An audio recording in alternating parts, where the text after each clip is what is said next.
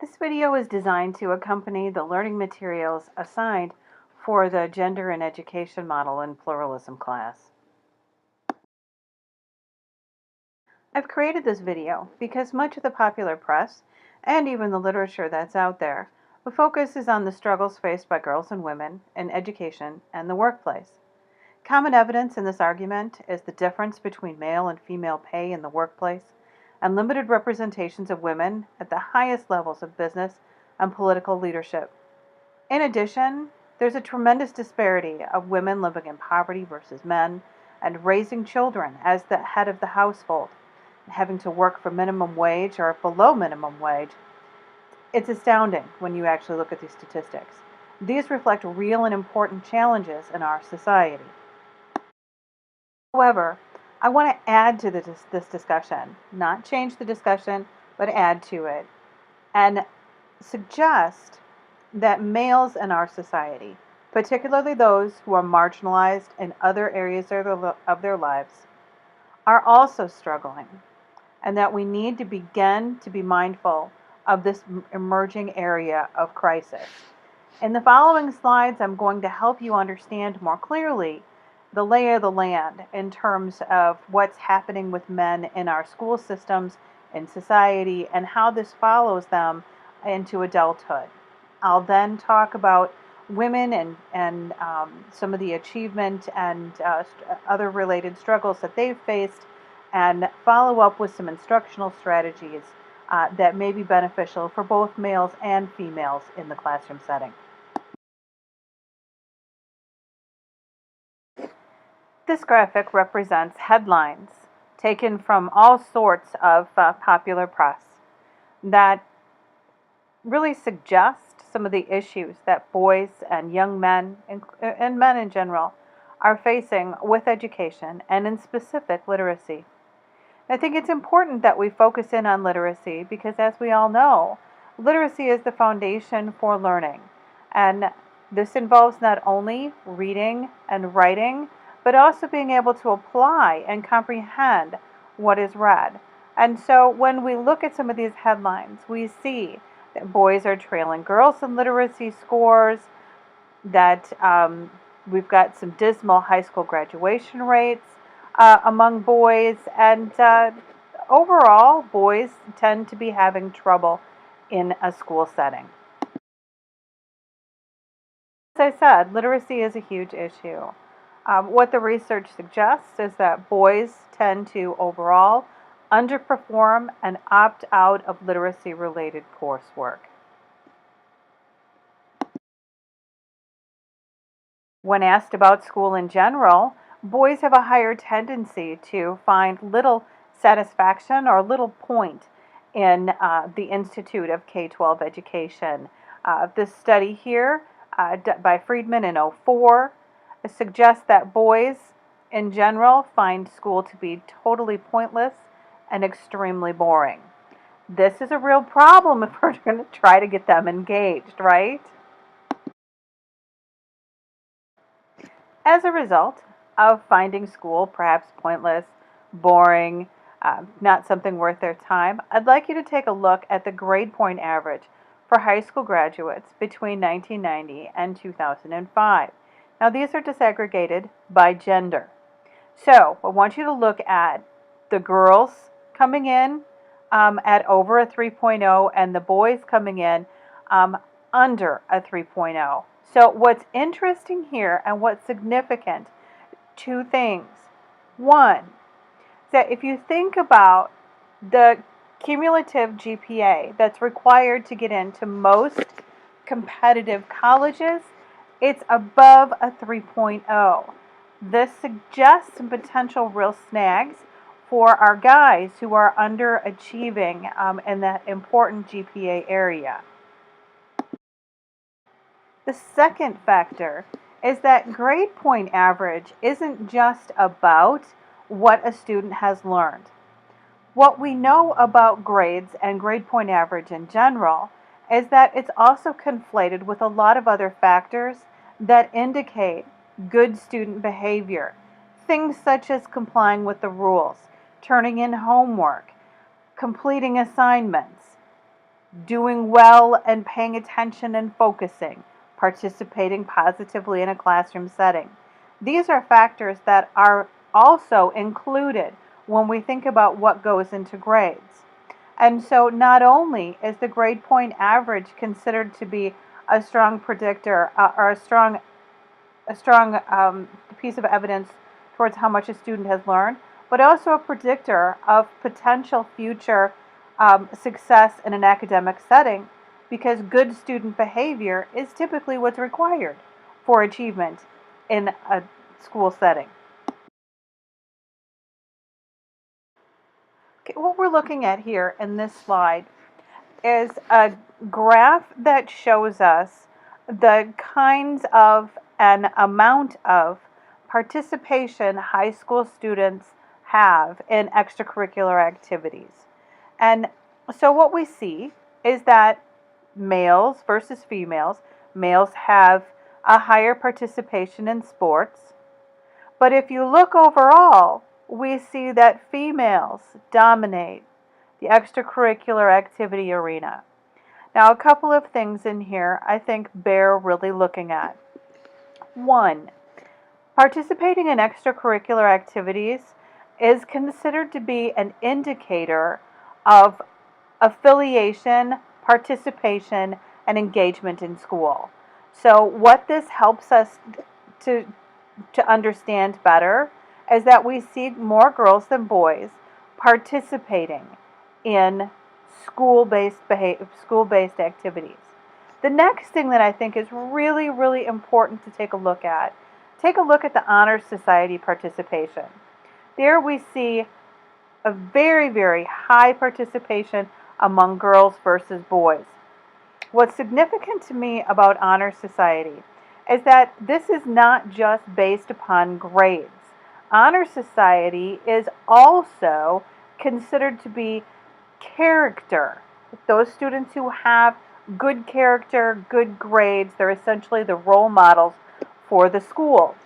And so we see here boys not qualifying in as high of numbers as girls on this really important measure.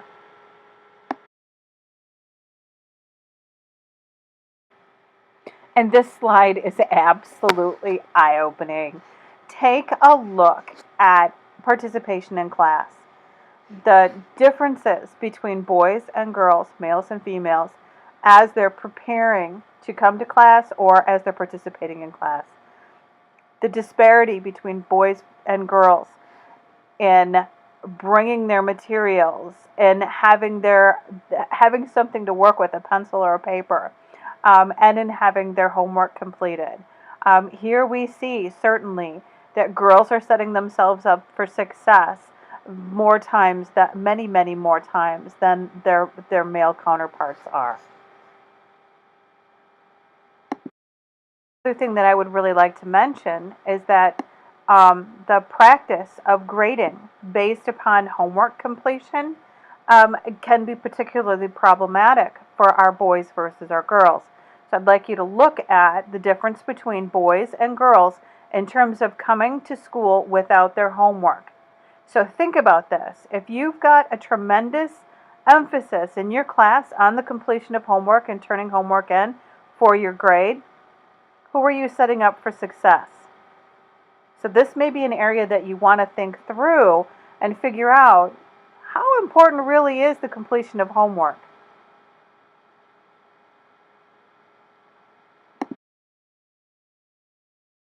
In aggregate, what all of these factors point to is a tendency towards disaffiliation for many of our males within a school setting.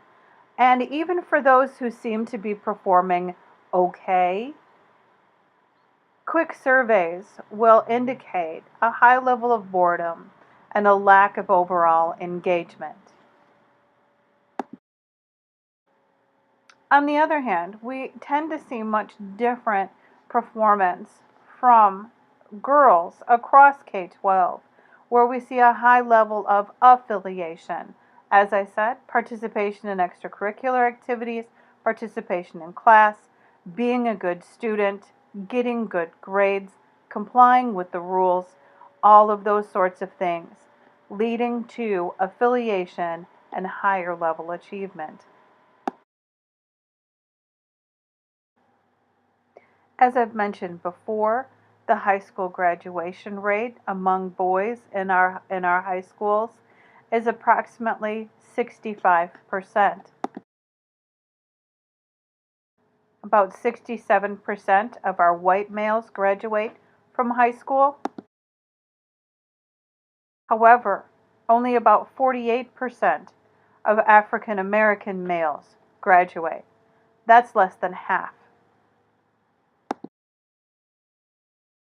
And 49% of Hispanic males graduate from high school. Overall, again, this shows a tremendous disaffiliation with school. So let's take a closer look at this and unpack what's going on. So in terms of achievement, there's a large deficit gap among boys in the areas of reading and writing. And as I said, outcomes are dismal graduation rate, about 65%. In between these two very well-known factors are much more effective elements. Number one, a lower participation rate in rigorous coursework. Two, higher level disciplinary and expulsion rates. Three, higher participation in special needs coursework and being identified as special needs. Four, lower extracurricular participation, as I said earlier. Five, a greater negativity towards school in general. And no, not all things are equal culturally. The populations hardest hit by these statistics are minority populations, low income, and working class populations. So I want to clarify some of this. Boys earn 70% of the D's and F's and fewer than half of the A's. Boys account for 2/3 of learning disability diagnoses. Boys represent 90% of discipline referrals. Now I want you to think about that when you talk about how boys receive more attention in the classroom. Yes, they're receiving more attention in the classroom, but it's negative attention. What do you suppose that's doing to their academic self-esteem? What do you suppose that's doing for their relationship with the teacher? What do you suppose the teacher is feeling like towards that student who's continually being disruptive? It's not as positive as it may sound to be the person receiving more attention. Boys dominate such brain-related learning disorders as ADD, ADHD, with millions of our boys medicated in schools. 80% of high school dropouts are male, and males make up fewer than 40% of our college students. Think about that in terms of our future economic status as a country. Think about that as we've talked about the number of women who are single, head of households. And now we've got even fewer men going to college and graduating from college. What does that say for the future potential of our two-income earning families or even our single income earning families? But you see, these statistics are really nothing new. This is how it's been for boys and young men in a school setting. The literacy crisis, people argue it's not a crisis because it's been going on since the 70s. It's nothing new. It's always been that way. Yeah, it has. But in the past, it was okay for it to be that way, in a way, because boys and young men could earn a living wage without having to have the literacy skills necessary to go to college. They could earn they could learn a trade, they could earn a living wage, they could support a family on a single income from a trade. Well, today, a lot of those positions are gone. And so we're seeing these problems going on in high school, in K 12 in general, as following men into adulthood, where today the highest level of unemployment is among men who are in their middle ages who do not have a college degree. These are people who at one time were gainfully employed, making a living wage. Today, can't seem to find their place in the new capitalistic environment that Friedman talked about in his book, The World is Flat. So we have a real situation here where the workplace is looking for different skills, where our culture supports a boys will be boys sort of mentality, and things need to change. So let's shift gears here a little bit. One of the readings that you had was How Schools Shortchange Girls. So, one of the things that shocked me when I read this for the first time was that I had always been of the assumption that girls were struggling in school, that they weren't earning the same grades as boys, that they were always achieving lower. What I realized from reading this report that this wasn't really about girls' actual achievement or grades.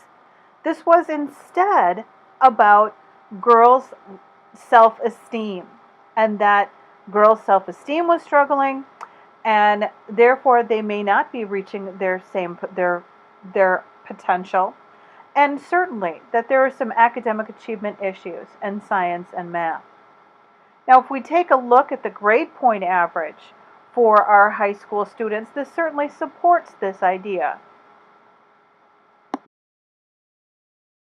And we know too that over the course of the last 20 years, girls have really improved in their science and math performance. What I find really interesting is that girls' math achievement, or lack thereof, is partially attributed to math anxiety. Elementary education is dominated by females. Females in elementary education are shown to have the highest level of math anxiety among all pre-service educators. Studies have suggested that this then can be transferred to students in terms of a stereotype threat, whereas there's a preconceived notion or a belief that boys are better, naturally better, than girls in math. And therefore, boys fulfill that preconceived notion, and so do girls. Boys perform higher, girls perform lower. So that's one of the theories out there on what's happening with our girls' math achievement. One of the things that you were to research for your History of Public Education module was Title IX.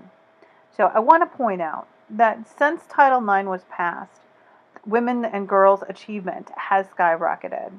More women are now attending college than men. More women are graduating from college than men. The percentage of law degrees has increased from 7% to 47%. The percentage of women graduating in advanced business and medicine has also greatly increased. And as we know, K-12 education sets the stage and level of interest, confidence, academic achievement, and particularly in the STEM fields. Their data suggests some barriers continue to block girls. Heavy gender imbalances persist as well in some areas of career and technical education, ranging from nursing to manufacturing to auto mechanics. So these are persistent and have remained over time in areas that we really do need to investigate further. Advanced placement is another area that we really need to take a look at. So although girls take more AP courses than boys, boys tend to score higher and receive the advanced placement. more often than girls, with the exception of writing. And girls are also very underrepresented in physics, computer sciences, and other high level science and math AP coursework. One of the solutions you were asked to think about to the gender issue was that of single-sex schools, and some of you recorded your thoughts in the discussion forum and had some really thought-provoking things to say. I'd like to shed light on a recent study that was done by American Psychological Association this past year. That analyzed 55 years of data on single-sex classrooms, looking at more than 1.6 million students across 21 different countries. And what the findings of this research suggested is that single-sex education doesn't really have an impact on boys or girls' math achievement, about their ideas about stereotyping or even body image, as a lot of people have speculated. Now, this is one study, and although there's a large sample, it's interesting to look at the findings here. So just consider that as you think about single-sex classrooms in the future. So I want to finish up here with some instructional strategies that you can use not only to mitigate perhaps gender issues in your classroom, but also, they're good instructional strategies all around. So first of all, try to bring in interest-driven instruction as much as possible, and certainly integrate high-impact, high-interest literature based upon an individual understanding of your students. Making sure that your curriculum has real-world connections. Not only is this good gender-based behavior, but this is really smart and sound teaching. Project-based and inquiry-based instruction and activities. These are really great ideas for allowing your students to bring themselves and integrate themselves, their interests, and who they are authentically into the curriculum and into the content. This is a great way for you to allow them to connect their interests, tap into their curiosity, and just let them be who they are and connect to the content that you're trying to get across. There are several classroom design features that you can use as well. First of all, as we've talked about during this course in general, strong emphasis on student-centered instruction. This is certainly very important when you think about gender differences. You want to make sure that you know your students well. And as we consider gender, not just male and female, but a continuum, a spectrum, getting to know our students as individuals will help us downplay the role of gender and really focus on individual needs and interests. Another way that you can do this is through student-generated classroom norms and rules. This way we can make sure that we're all treating each other as we would like to be treated, and we've got rules and practices in the classroom to make sure everybody is feeling accepted. As I've brought out in the past, the use of role models and mentors and things like that can be very successful and can be a very important tool to use in your classroom. So I highly encourage you to integrate role models, culturally diverse role models in your classroom from the entire spectrum of gender into your classroom, so that all students have different models of success that they can pull from.